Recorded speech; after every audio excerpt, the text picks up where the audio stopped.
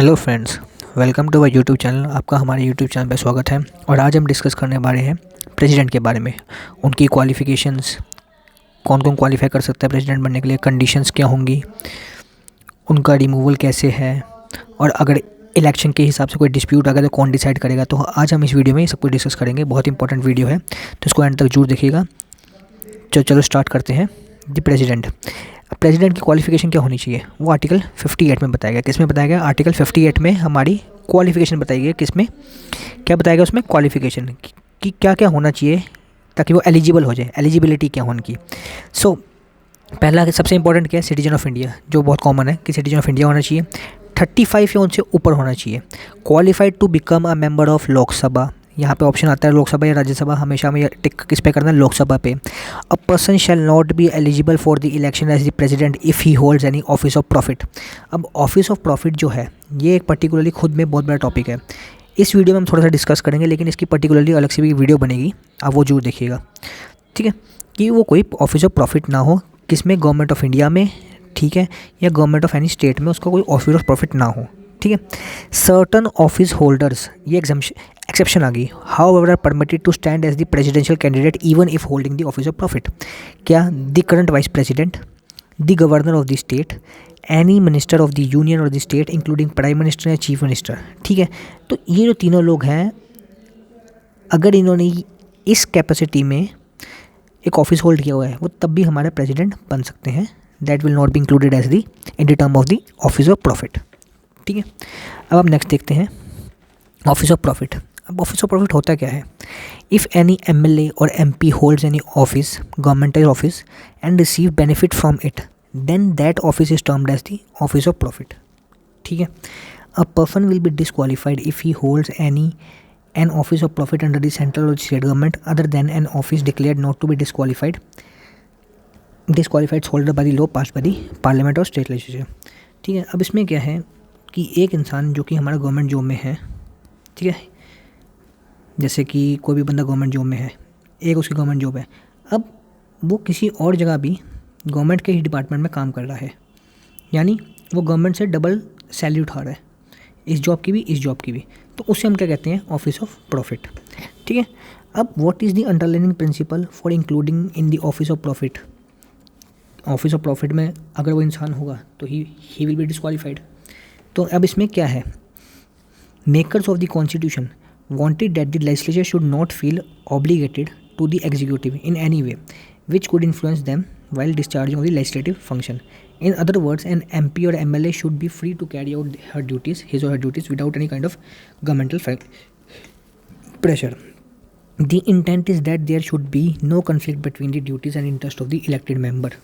ठीक है, The office of profit law simply seeks to enforce a basic feature for the constitution, जिसे क्या कहते हैं हम? Separation of power. अब जैसे एक बंदा लेजिस्लेचर में बैठा हुआ है, लेजिस्लेचर भी है, और वही बंदा एग्जीक्यूटिव बन के कुछ और भी काम कर रहा है, that will B also included in the office of profit. तो इसको सेपरेट करना ही हमारा ऑफिस ऑफ प्रॉफिट कहता है।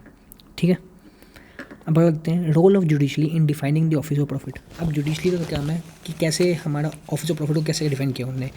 सुप्रीम कोर्ट इन प्रद्युत बोर्डो लॉय वर्सेस सपनल रॉय, इसमें क्या बोला उन्होंने 4 प्रिंसिपल बताए। ठीक है, 4 प्रिंसिपल बताए। पहला क्या था? ऑफिस ऑफ प्रॉफिट के लिए कि कैसे पता चलेगा कि such office is of the profit और नॉट। ठीक है, कैसे पता चलेगा? Firstly, whether the government exercise control over the appointment, removal, performance of the function of that office. ठीक है, गवर्नमेंट की पावर है उसमें अपॉइंट करने की, रिमूव करने की, और उसकी परफॉर्मेंस के लिए गवर्नमेंट की पावर है या नहीं है ये। Second, whether the office has the remuneration attach to it, कोई सैलरी अटैच्ड है जो कि गवर्नमेंट दे रही है। Third, whether the body in which the office is held has government power, जैसे releasing money, allotment of the land, granting license, ये example है, ऐसे कोई गवर्नमेंटल फंक्शन परफॉर्म कर रहा है। तीसरा क्या है? फोर्थ क्या है? Whether the office enables the holder to influence by the way of patronage. ठीक है, तो ये 4 उन्होंने एक प्रिंसिपल बता दिए कि जिसकी हमें आसानी हो जाएगी वो जो ऑफिस है that is office of profit और नॉट। ठीक है, तो ये हमारे सुप्रीम कोर्ट ने बोला। Now condition of the president, पहले हमने क्वालिफिकेशन देखा जो कि आर्टिकल 58 में था। 59 में क्या है हमारा?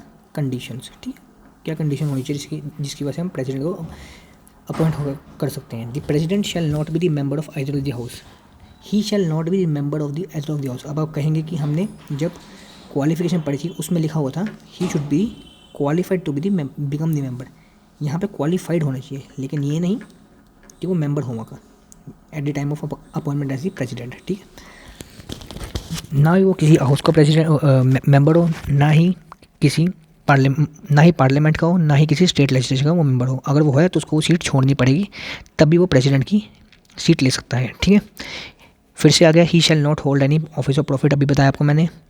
The president shall be entitled without payment of the rent to use his official residence and shall also be entitled such enrolments, allowance, privileges, जो कि हमारा पार्लियामेंट डिसाइड करेगा लॉ से। ठीक है, the enrolments and the allowance of the president shall not be diminish during the, ये सबसे important है कि उनकी जो जितना भी हम उनको एनरोलमेंट्स दे रहे हैं, अलाउंस दे रहे हैं, that should not be reduce, वो रिड्यूस नहीं किया जाएगा।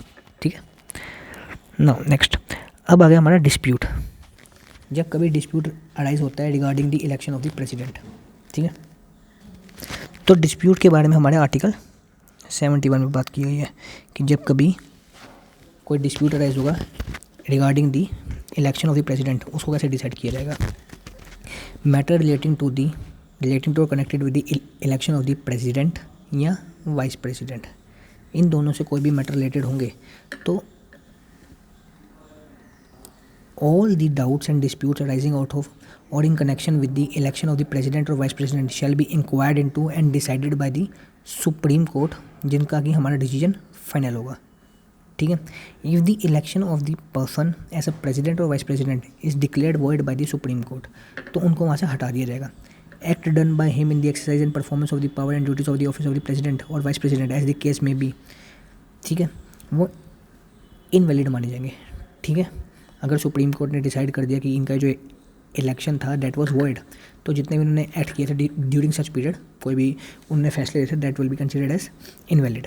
Subject to the provision of the constitution, parliament में by law regulate any matter relating to और connected with the election of the vice president या प्रेसिडेंट। ठीक है, the election of the person as the president or vice president shall not be called in question on the grounds of the existence of any vacancy, whatever reason, among the member of the electoral college electing him। अब इसका मैं बताता हूँ क्या कहना चाह रही है। आर्टिकल 71 में क्या था, ये प्रोवाइड करता है that all the doubts and dispute arising out of और in connection with the election of the president या vice president that shall be inquired और decided by the Supreme Court. ठीक है, जिसका डिसीजन फाइनल होगा। But if the election of the president और vice president is declared void by the Supreme Court, तो president और vice president ने in exercise of their power before the date of decision of the Supreme Court कोई भी order, कोई भी decision दिया था, that should be invalidated by the reason of declaration. Now article 71 clause 3 says that parliament में by law regulate, जो parliament होगा may by law regulate any matter relating to the election of the president और vice president. ठीक है, parliament बनाएगा कैसे सारा matter जो है इलेक्शन का और क्या कहते हैं प्रेसिडेंट और वाइस प्रेसिडेंट क्या क्या लोग होंगे, कैसे कैसे वो इलेक्ट होंगे, that should be made by the parliament. Now article 71 clause 4 makes it clear that the election of the president और vice president can not be challenge on the ground of existence of any vacancy for whatever reason in the electoral college electing him. ठीक है, तो ये था हमारा ये case. Now clause 4 was added by 11th amendment. ठीक है, ये 11th अमेंडमेंट से ऐड किया गया था। Now there was a case in this, जो था हमारा NB Khare versus election commission of India. ठीक है, ये केस था doctor NB Khare versus election commission of India. अब इसमें कहता है the petitioner challenge the holding of the election on the ground that since the general election in the certain parts of the Punjab and Haryana had not taken place and the elected college as mention by article 54 and 55 for that purpose would be incomplete. ठीक है, जैसे कि आपको पता है कि for the election of the president कहाँ की वोटिंग होती है, जो भी MPs हैं, इलेक्टेड MPs और इलेक्टेड MLAs, ठीक है, हर स्टेट के, ये दोनों मिलके वोटिंग करते हैं। ठीक है, तो इसमें यही कहा गया कि अभी पंजाब और हरियाणा हाई कोर्ट का हरियाणा के जो इलेक्शंस हैं दैट आर नॉट हेल्ड, और अभी वहाँ पे जो हाउस है वो डिसॉल्व हो चुका है। तो यहाँ पे कोर्ट ने बोला the court held that the election of the president could only be challenge after the completion of the election. एक बार जब इलेक्शन ख़त्म हो गए तभी हम इलेक्शन को चैलेंज कर सकते हैं। और ये कहाँ मेंशन किया होता है 71(4) में क्या क्या बोला गया था यहाँ पे ये बोला गया था after the candidate is article 71 clause 4 says that makes it clear that the election of the president or vice president cannot be challenged on the ground that there exists any vacancy in the particular electoral college of whatever reason। ठीक है, कि challenge नहीं हो सकता कोई भी हमारा इस ग्राउंड पे सिर्फ कि कोई भी लेजिस्लेचर, स्टेट लेजिस्लेचर या कोई भी हमारा जो स्टेट लेजिस्लेचर या कोई भी इलेक्टोरल कॉलेज था डेट वाज वैकेंट, या उनके इलेक्शन अभी नहीं होते और जो हाउस था वो डिसॉल्व हो चुका था, तो इस बेसिस पे नहीं हो सकते हमारे challenge. This was added by 11th amendment. Okay, so that's all for the day. Thanks for watching our video. Do like and subscribe our channel for more such videos and shorts. Thank you very much.